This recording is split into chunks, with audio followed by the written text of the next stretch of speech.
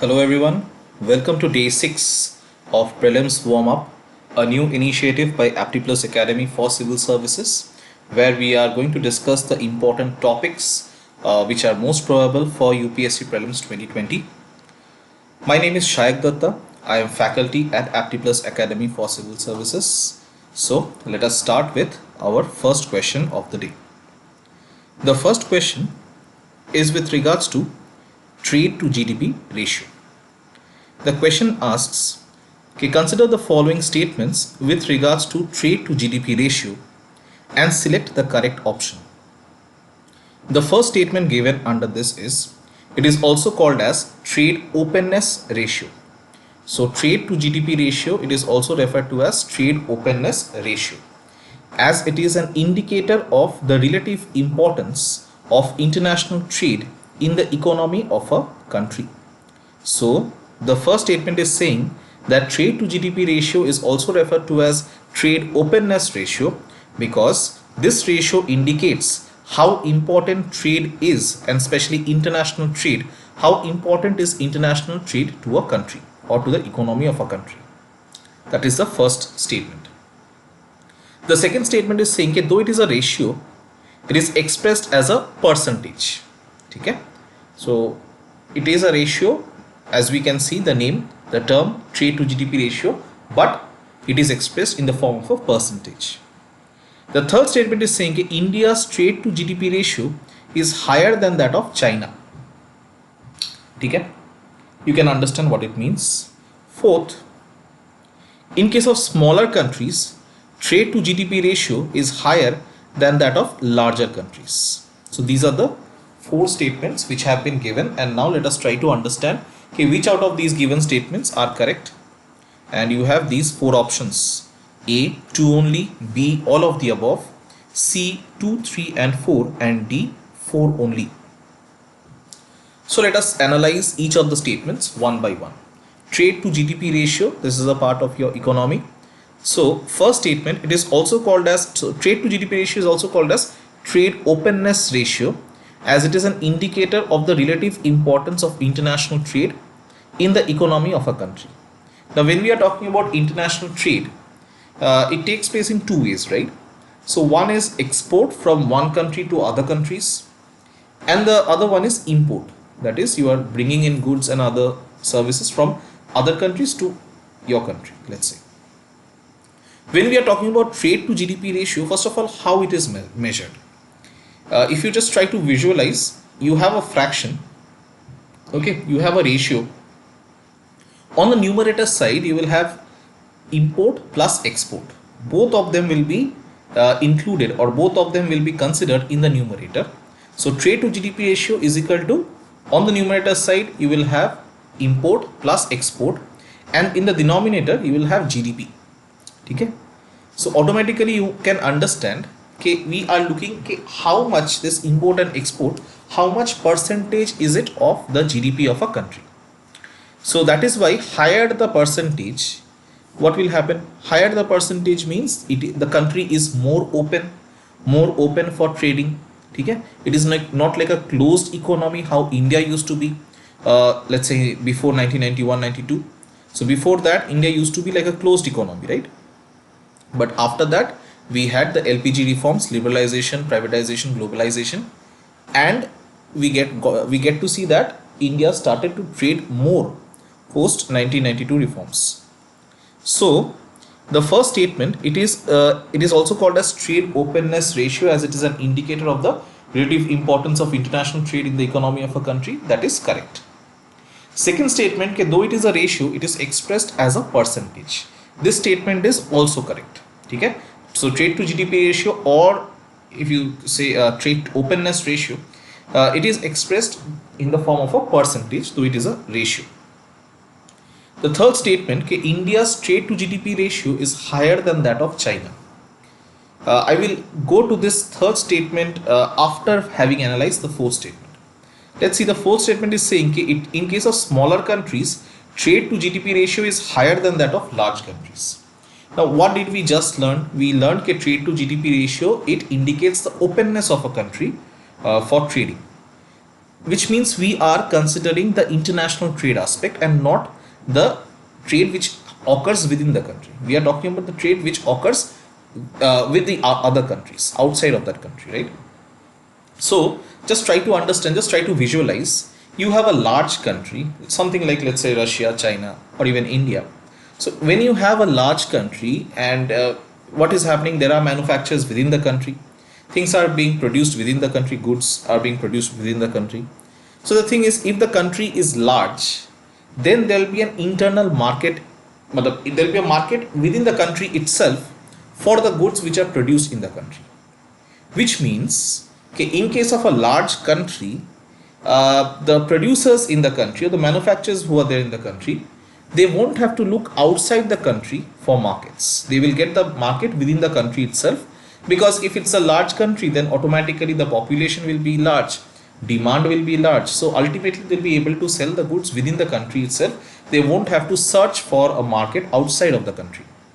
So what does that indicate? That indicates for when it comes to a large country, the trade to GDP ratio would ideally be less. Why? Because when we are talking about trade, we are talking about external trade, not internal, when we are talking about trade to GDP ratio.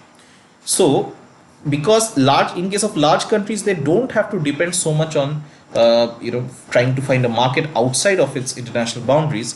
So in that case, the trade to GDP ratio for large countries is comparatively lesser as compared to smaller countries, because in case of smaller countries, because the geographical extent is less, so it is possible that the producers, the manufacturers within that country might not be able to find a suitable market, and in such case they would have to depend upon a market which is present outside of that country. So I'm saying ideally, in an ideal condition, usually for a small country, its trade to GDP ratio, that percentage is usually higher than for a large country. So the fourth statement is actually correct, because in case of smaller countries, trade to GDP ratio is higher than that of larger countries. So fourth statement is correct. Now coming to the third statement, India's trade to GDP ratio is higher than that of China. Now if you are not aware of the statistics, then automatically you will feel that this particular statement is incorrect, because we know China, it is mainly an export oriented economy. It depends a lot upon its trade. But surprisingly, we get to see that in case of India, India's trade to GDP ratio is actually higher than that of China. If you look at the percentage wise, I'll show you. Let's say here I have given you some hints for the answer. So large countries, they will trade less with the outside world relative to smaller countries. And why? This is because the markets are available within the country itself. So that's why the manufacturers and the producers won't have to export their goods outside the country. They can sell it within the country itself. Whereas in case of smaller countries, they will trade more with the outside world, because there is a lack of internal markets. Hence, in case of smaller countries, the trade to GDP ratio will be higher than that of larger countries. But we get to see India is an exception. Now India is a large size country, so automatically you would expect that India's trade to GDP ratio should ideally be low. But surprisingly, India's trade to GDP ratio is more than 53%, which means it is higher than that of China and also that of USA. Okay? India's trade to GDP ratio is higher than that of China. Now just try to understand. Now automatically you might have a question in your mind, okay, how is it possible that India is trading so much? Because we know that India or manufacturing in India is not as competitive as, let's say, it is in case of China or USA. Rather, they are bigger exporters than India. But yes, that is true. But again, just try to recall what I told you about the formula for trade to GDP ratio. So when we are talking about trade to GDP ratio, on the numerator side, we are putting both export as well as import, and denominator we are putting this the GDP. So because we are including both export as well as import, India imports quite a lot of goods and services from other countries, and as a result of which India's trade to GDP ratio is very high, 53%, which is higher than that of China and also that of USA. This was not the case, but actually till 1991-92, this was not the case, because India used to be a closed economy. But then after the economic crisis which took place, and India had to go to the international institutions to get loans and all. So ultimately India had to bring about structural changes in its economy, and because of these structural changes in the economy, ultimately slowly the economy started to open up, and now we trade a lot. India is like an open economy right now. So if you look at the four statements, all the four statements are correct. So the correct answer is B, all of the above. This is regarding trade to GDP ratio. Moving on to our next question. The second question is with regards to ease of living index 2019. So short form we will just call it as EOLI, ease of living index 2019, and you have been provided four statements. You have to choose the correct one. Let's see. First one, ease of living index 2019. It has been launched by the Ministry of Rural Development. That is the first statement. Second statement, it is meant to rank villages on the basis of the efficiency of services which are provided by the local bodies like panchayats. So how well the local bodies like panchayats, how well they are functioning, how well they are being able to provide the necessary services, basic services to the population, that is what is taken into account to give ranks to villages. And on that basis you have rankings given to villages, and that is what is mentioned under the ease of, or that is what we get to see under the ease of living index 2019. This is the second statement. So what is the parameter, what is the basis upon which this entire index has been prepared? It is on the basis of the efficiency with which the local bodies they function in providing the basic services to the population. Achha. Next, ease of living index 2019 will facilitate the assessment of ease of living of citizens across three pillars. What are the parameters? One is quality of life, one is economic ability, and the third one is sustainability. So quality of life, economic ability, and sustainability are the three parameters which have been taken into account to give the ranks under EOLI 2019. And the fourth statement is, this report has also obtained the perception of citizens about their views of the services provided by the administration. So this particular statement is saying that even the views of the citizens, of the people who live in the villages, that has also been taken into account. So their opinion has also been surveyed while coming up with the rankings under this ease of living index 2019. So let us again analyze each of the statements one by one. First statement, it is launched by the Ministry of Rural Development. Now first thing is, let me tell you, okay, when we talk about ease of living index, from now itself in your mind, whenever you hear this term ease of living index, please think it is, always remember it is only done for urban areas, cities, not for rural population. Okay? So first thing is, if you remember this, okay, it is done only for urban areas, that is for cities, then automatically you can understand that the first statement is incorrect. It is launched by the Ministry of Rural Development, so answer is incorrect, because it is launched by the Ministry of Housing and Urban Affairs, because we are dealing with urban areas. So it is not the Ministry of Rural Development, but rather the Ministry of Housing and Urban Affairs who is responsible for this particular index. Second statement, it is meant to rank villages on the basis of, here itself you can understand, okay, if you remember, ease of living index, it is only meant for the urban areas, automatically the second statement is incorrect. So it is not meant to rank villages and all, it is meant to rank cities. Third statement, EOLI 2019, it will facilitate the assessment of living of citizens across three pillars: quality of life, economic ability, and sustainability. That is correct.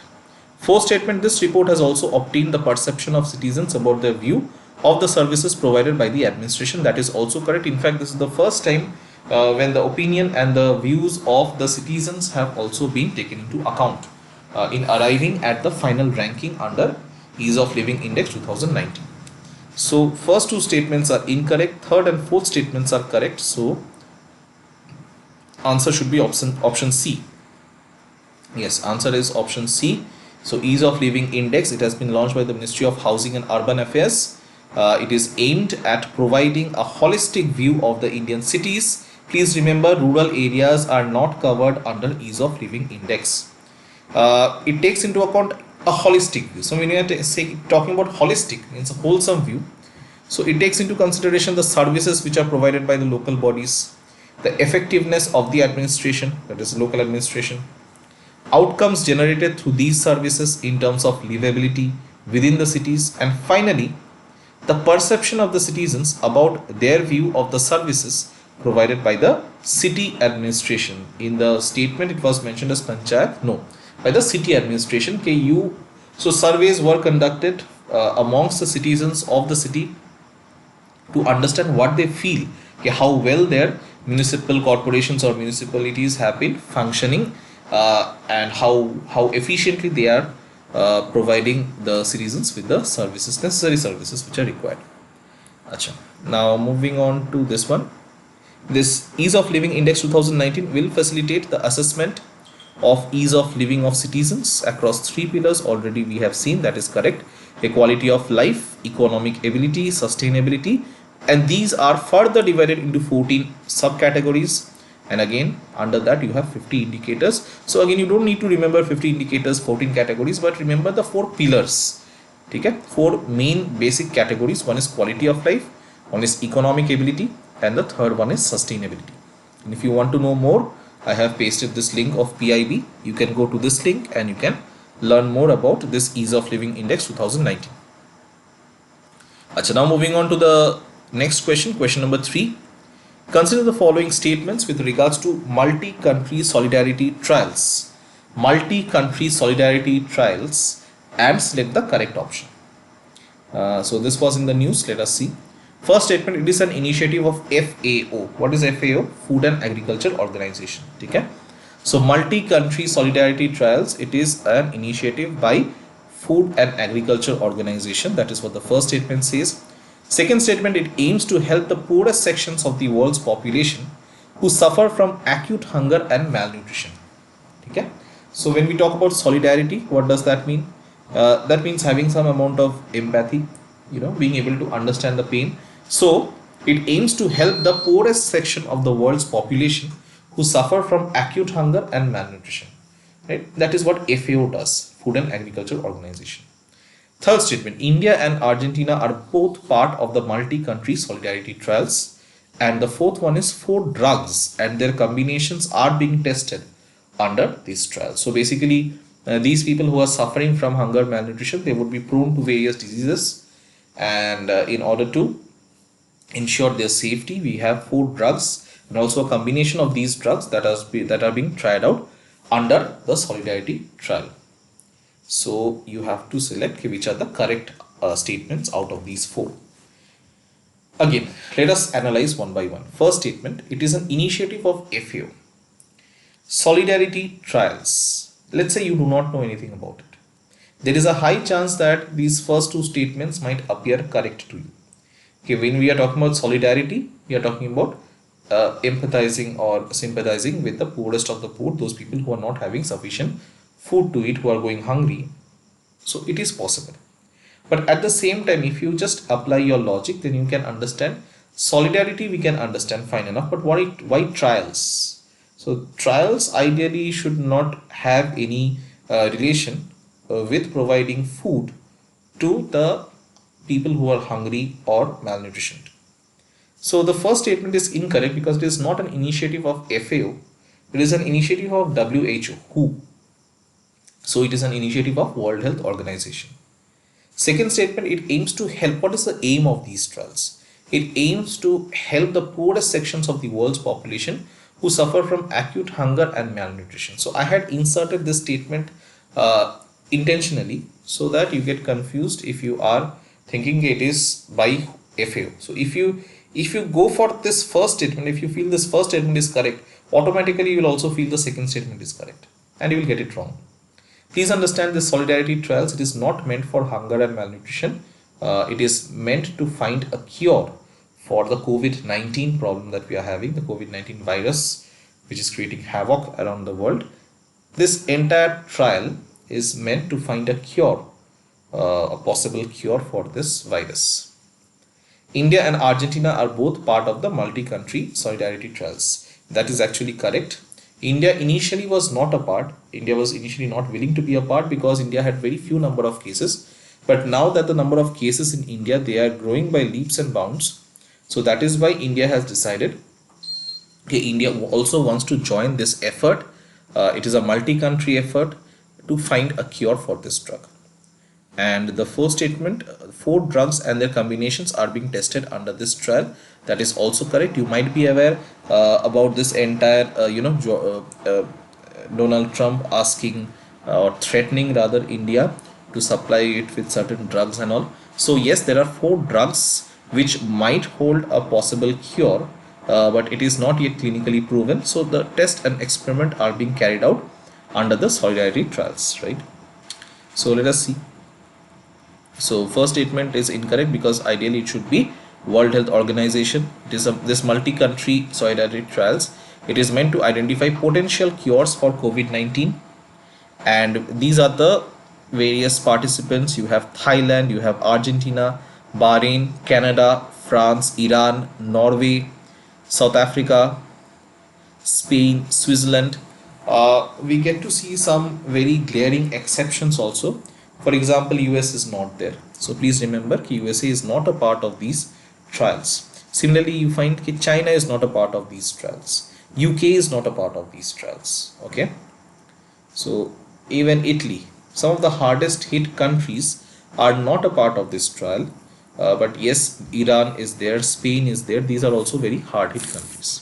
So just try to remember which are the countries which are taking part in these trials. Thailand, Argentina, Bahrain, Canada, France, Iran, Norway, South Africa, Spain, Switzerland. How will you remember? One thing you can revise again and again, and that way you can remember. Or sometimes also when you have to remember such kind of groups or lists of names, you can use mnemonics. So you can try to remember them with the help of some kind of a mnemonic. So you make up a mnemonic and remember it that way. Acha. There are four drugs which are being tested, their combinations. These are the drugs. So just have some idea. Again, it might not be possible for a general candidate, for a normal student who does not have a medical background, to remember these names. So just have some idea, or just try to think like this. It might start with REM or something like LOP, RITO. These are like anti-HIV drugs. Then interferon beta with combination of these two drugs, and chloroquine, you would have heard of this drug also. Okay. So if we look at the various statements, first statement is incorrect, second statement is incorrect, 3 and 4 are correct. So the correct answer is option D. 3D is the right answer. And I have given you the links. You can go to these and check out more about this particular trial. Okay. Achha, now going to the fourth question, consider the following statements with regards to quantum dots and select the correct option. So what is meant by quantum dots? It was in the news. Let us see. First statement, they are man-made nanoparticles which can transport electrons. Again, it's very technical. It is a question from your science and technology, as you can understand. Either you know or you don't know, because this is something which you cannot go by guesswork. It will be difficult for you to arrive at the right answer by using logic, guesswork, etc. Anyway, so they are man-made nanocrystals which can transport electrons. Second, a team of scientists in Assam have converted coal into a carbon quantum dot. Third, carbon quantum dots can be used in bioimaging and also to detect cancer cells. Fourth, they are environment friendly. Fifth, the indigenous technology can produce, in which indigenous technology, the one which has been talked about in statement number 2. So this indigenous technology can produce carbon quantum dots at a fraction of the cost of the imported carbon quantum dots. These are the 5 statements which have been provided about quantum dots. Let us see one by one, analyze them. First statement, they are man-made nanocrystals which can transport electrons. Yes, the first statement is correct. Second statement, a team of scientists in Assam have converted coal into a carbon quantum dot. That is actually correct, because we get to see a team of scientists under CSIR Northeastern Institute for Science and Technology. We'll see the name and all that. So this particular institute under CSIR comes, CSIR, we have talked about CSIR earlier also. So the scientists over there, they have come up with an indigenous technology by which coal can be converted into a carbon quantum dot. Third statement, carbon quantum dots can be used in bioimaging and also to detect cancer cells. That is also correct. Fourth statement, they are environment friendly. That is also correct. Fifth statement, the indigenous technology can produce carbon quantum dots at a fraction of the cost of the imported carbon quantum dots. This is also correct. So all the 5 statements given are correct. So the right answer should be A. Let's see. Yes, the right answer is A. So I have mentioned a small note on the carbon quantum dots. So these, first of all, quantum dots, what are they? They are man-made nanoscale crystals, very tiny crystals, as you can understand, and these can transport electrons. Now, what are the potential applications, like areas where these quantum dots can find use? For example, single electron transistors, solar cells, LEDs, lasers. These are the various areas where these quantum dots can be used. Okay. And why this was in the news? This was in the news because of this particular happening. We get to see a team of scientists in the Council of Scientific and Industrial Research, which is CSIR. So a team of scientists in CSIR, and under CSIR you have the Northeast Institute of Science and Technology, which is present in Assam. So they have developed a chemical process by which coal can be converted into this biomedical dot to help detect cancer cells. So this biomedical dot that is being talked about is nothing but carbon quantum dot. So coal can be converted into carbon quantum dot, and that nanoscale crystal can be used to detect cancer cells. Now how it will do and all that technical detail is not required. For us normal people without any medical background, what you just need to remember is how to answer a question on carbon quantum dots or on quantum dots if it comes in your UPSC prelims. So now don't go ahead and start to do a research on this technical aspect, how this entire thing works. Just remember it can be used for bioimaging, it can be used to detect cancer cells. That should be more than sufficient. You just need to get it correct, that's it. CQD stands for carbon quantum dots. They are carbon based nanomaterials whose size is less than 10 nanometer. Okay? Carbon based nanomaterials, they are used as diagnostic tools for bioimaging.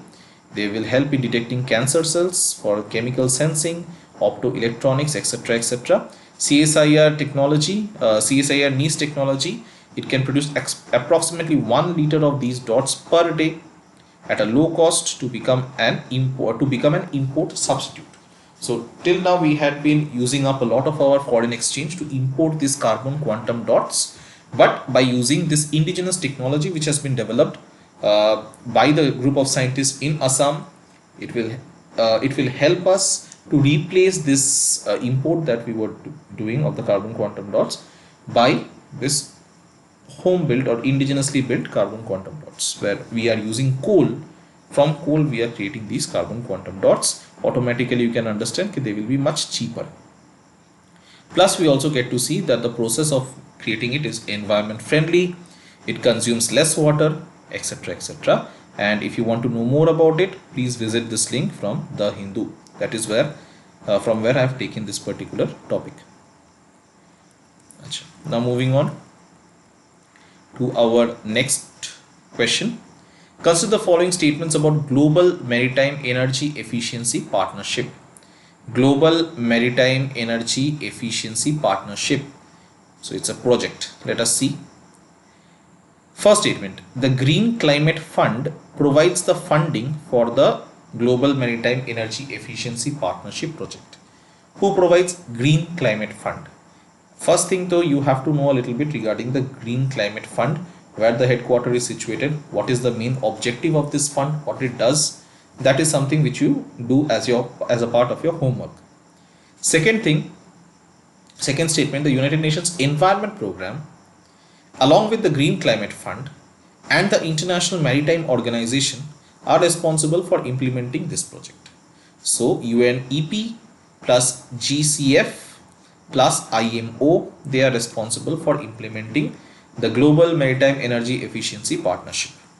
Third statement, the International Maritime Organization is executing the Global Maritime Energy Efficiency Partnership project through the Project Coordination Unit.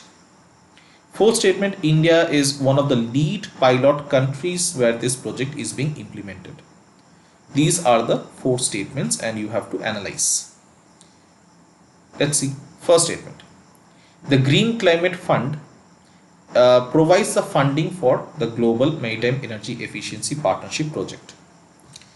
Now, this first statement is incorrect because we get to see it is not the Green Climate Fund but rather GEF, or the Global Environment Facility, which is another funding facility. So GEF is the body or is the funding mechanism for this particular project, not GCF, Global Environment Facility. Second statement is saying United Nations Environment Program with Green Climate Fund and IMO. IMO stands for International Maritime Organization. That is also incorrect because it is not UNEP, rather it is UNDP, or United Nations Development Program, along with GEF, that is just now we learned a Global Environment Facility, plus you have the International Maritime Organization. So these three bodies, I think I have mentioned over here also, see, UNDP, Global Environment Facility, and International Maritime Organization. So it's a collaboration between these bodies and not the ones which have been mentioned in the question. The third statement, the International Maritime Organization is executing the Global Maritime Energy Efficiency Partnership project through the Project Coordination Unit. That is correct because here we get to see, here you see, this project is being executed by a dedicated project coordination unit, and this unit, it has been established within the Marine Environment Division of IMO. Okay. And finally, which are the countries in which it is being implemented? So India definitely is one among them. In fourth statement is correct, but apart from India, we get to see there are other countries, for example Argentina. These are called as lead pilot countries of this particular project. So for example, we have Argentina, we have China, Georgia, India is there, Jamaica, Malaysia, Morocco, Panama, Philippines, and South Africa. These are the countries where this particular project is being carried out. If you want to know more, then you can check this link of PIB I have mentioned over here. And so first statement is incorrect, second statement is incorrect, third statement is correct, fourth statement is correct. So answer should be D, 3 and 4 only. Okay, so we have arrived at the end of the 5 questions. If you want to note something down about the various organizations about which we have learned today or anything important, then I have also provided a separate page over here where you can take some self notes so that you remember it correctly. Okay, so we'll close the class over here and we will meet again with a new set of topics. So till then, study hard and take care of yourself. Thank you so much.